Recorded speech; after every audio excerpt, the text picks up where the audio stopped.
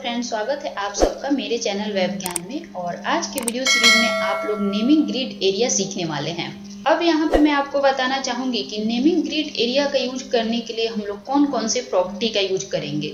यहाँ पे आप देख सकते हैं naming grid area related property मैंने लिख रखा है, जो कि दो प्रॉपर्टी है। यहाँ पे जो पहला प्रॉपर्टी है वो है ग्रिड टेम्पलेट एरिया और जो दूसरा प्रॉपर्टी है ग्रिड एरिया। ये जो दोनों प्रॉपर्टी है इनका यूज किस तरीके से किया जाता है, तो यहाँ पे जो पहला प्रॉपर्टी है ग्रिड टेम्पलेट एरिया, इसका यूज पेरेंट डिव के साथ किया जाता है। और यहाँ पे जो दूसरा प्रॉपर्टी है ग्रिड एरिया, इसका यूज चाइल्ड डिव के साथ किया जाता है। दोनों प्रॉपर्टी का यूज हम लोग प्रैक्टिकली देखेंगे, तो उसके लिए चलती हूँ मैं अपने HTML वाली पेज पे।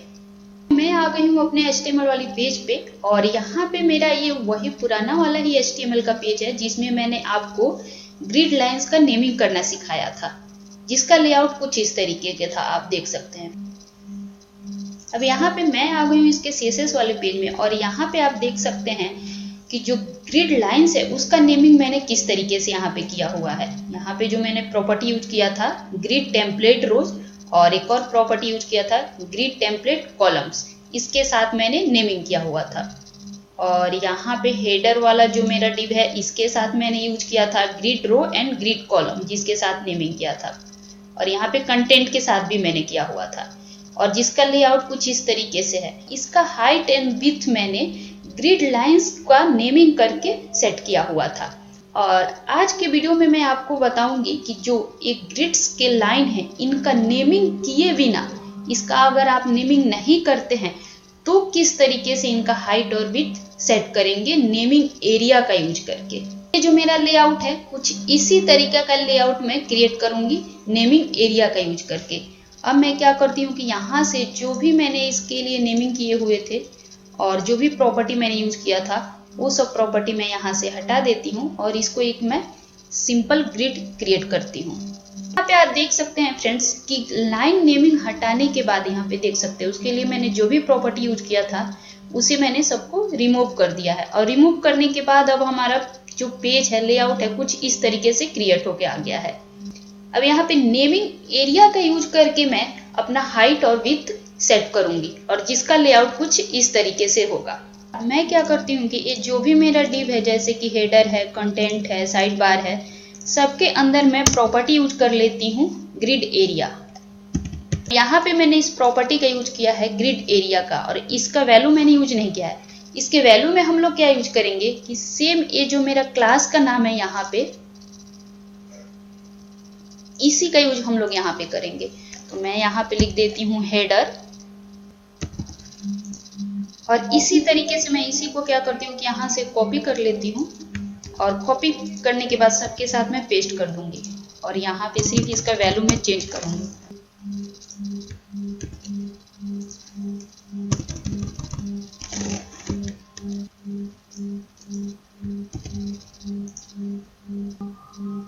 मैंने क्या किया कि सबके साथ मैंने अपने प्रॉपर्टी का यूज कर लिया है ग्रिड एरिया का, यहाँ पे आप देख सकते हैं। अब आ जाते हैं हम लोग यहाँ पे पेरेंट डिव में। मेन डिव में आने के बाद मैंने क्या किया है कि ये यहाँ पे जो ग्रिड टेम्पलेट रो का हाइट दिया हुआ है 100 px 100 px, तो यहाँ पे 2 ही रो क्रिएट हुए हैं बट मुझे चाहिए 4 रो, जैसे कि यहाँ पे आप देख सकते हैं 1 2 3 एंड 4। तो मैंने 4 के लिए यहाँ पे हाइट देना है। तो जो पहला है उसका हाइट मुझे करना है 50 px और जो दूसरा है उसका मैं कर देती हूँ 130 px और जो तीसरा है इसका मैं कर देती हूँ 70 px और जो चौथा है फुटर उसका मैं कम कर देती हूँ 40 px कर देती हूँ। तो इस तरीके से अब मैंने चारों का हाइट भी दे दिया है। अब यहाँ पे मैं अपना प्रॉपर्टी यूज करूंगी जो पेरेंट डिव के साथ यूज किया जाता है, उसका नाम है ग्रिड टेम्पलेट एरिया। तो यहाँ पे मैं उसे यूज कर लेती हूँ। अब यहाँ पे मैंने जो प्रॉपर्टी यूज किया है इसमें वैल्यू किस तरीके से हम लोग देंगे, इसमें वैल्यू हम लोग देंगे अपने विड्थ के अकॉर्डिंग, मुझे जितना विड्थ जिसका रखना है उस अकॉर्डिंग। अब यहाँ पे आप देख सकते हैं कि मेरा 3 कॉलम है यहाँ पे और तीनों कॉलम में टॉप पे मुझे हेडर को लाना है। तो मैं क्या करूंगी कि यहाँ पे हेडर को 3 बार लिखूंगी, हेडर और दोबारा से हेडर हेडर करके 3 बार। तो मैं इसी को कॉपी कर लेती हूँ अब इसे रिफ्रेश करते हैं हम लोग। अभी रिफ्रेश करने के बाद आप देख सकते हैं कि ये कुछ इस तरीके से आ रहा है और बाकी के सब गायब हो गए हैं। अब एक गायब इसलिए हो गए हैं कि यहाँ पे रो दिख रहा है कि 4 है और यहाँ पे मैंने विथ सिर्फ 1 का सेट किया है, इसलिए गायब हो रहा है। अगर मैं सबको यहाँ पे विथ दे देती हूँ तो ये गायब नहीं होगा। तो अब मैं सबसे पहले क्या करती हूँ कि सबका विथ दे देती हूँ।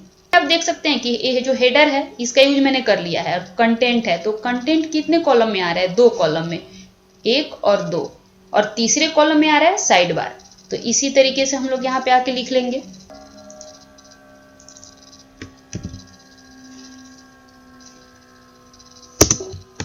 यहाँ पे मैं 2 बार कंटेंट लिखी हूँ और तीसरे में साइड बार। अब इसके बाद जो मेरा रो आ रहा है उसमें क्या क्या आ रहा है वो मैं देख लेती हूँ। तो इसके बाद जो रो आ रहा है उसमें आ रहा है मेरा बॉक्स 1, बॉक्स 2 और साइड बार। तो आ जाते हैं हम लोग अब यहाँ पे, और यहाँ पे आने के बाद मैं फिर इसके लिए भी लिख लेती हूँ बॉक्स 1, फिर बॉक्स 2,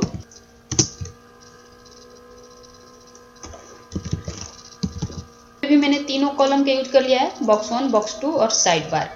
अब इसके बाद मैं आ जाती हूँ इसके लास्ट वाले रो में।